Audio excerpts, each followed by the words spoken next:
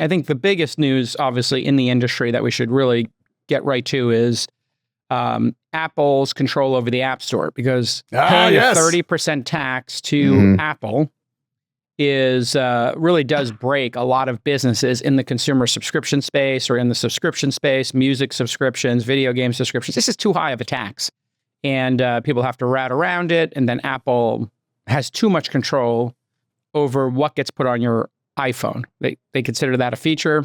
Most of us consider it a nuisance. Like, I should be able to load what I want on my phone. And if I load spyware or something silly, well, that's on me, just like on your desktop. But here we are. What's the news with the App Store ruling that just came down? This all kicked off with Epic Games suing Apple over this. Now, there was kind of a split decision from one court. The Supreme Court declined to step in, so that ended up holding, Jason. And so Apple responded to the court telling it to open up its App Store policies and allow for people to send customers to the internet and so forth by inventing a new tax, which is that if you send people to, I don't know, jasonsapp.com, Apple still demanded a 27% cut instead of a 30% cut, which was 10% less.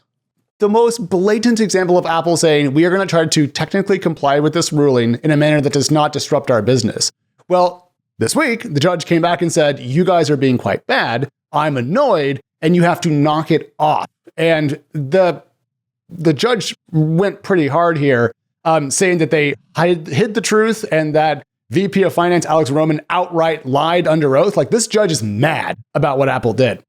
So the news is that now you can send people to your website to check out there, which means that effectively all revenue you can generate now on the iOS App Store is higher margin because you're not giving 30% of it or 27% to Apple, which means, Jason, my thesis is that now any company that distributes via the iOS App Store, which is a lot of startups, is now inherently more valuable. So to me, this is a very bullish moment for startups because you can now build and sell on mobile phones to the most valuable customers, iOS compared to Android, and not have your face ripped off by Cupertino.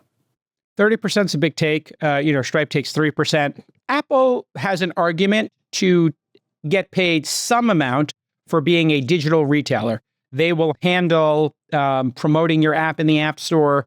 They'll handle, making sure that all the apps in the App Store have been checked for viruses and malware, and that they hit a certain standard and that they have a certain level of decorum. They're not spying on you. They're not checking your location. They're not, so there are valid reasons for Apple to get a cut of revenue through the App Store for maintaining a great App Store. Just like a retailer, they might not put anything on their shelves. They might not put clothes that will light on fire when they're on your kids, God forbid.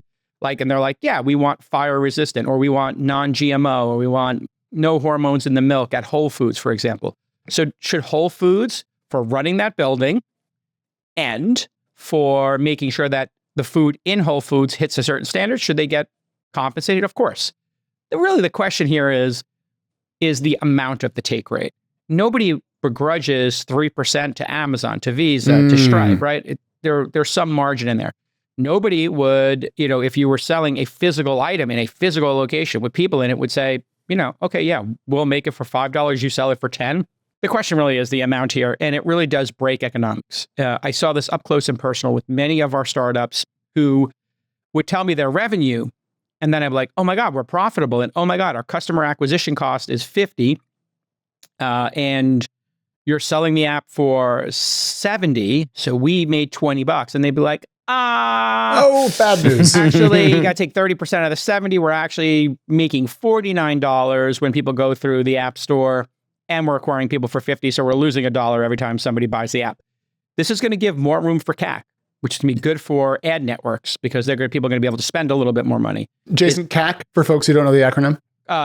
Customer acquisition cost. Yeah. So, you want to buy ads, like everybody sees ads on TikTok or YouTube or Google search or Facebook Meta, etc.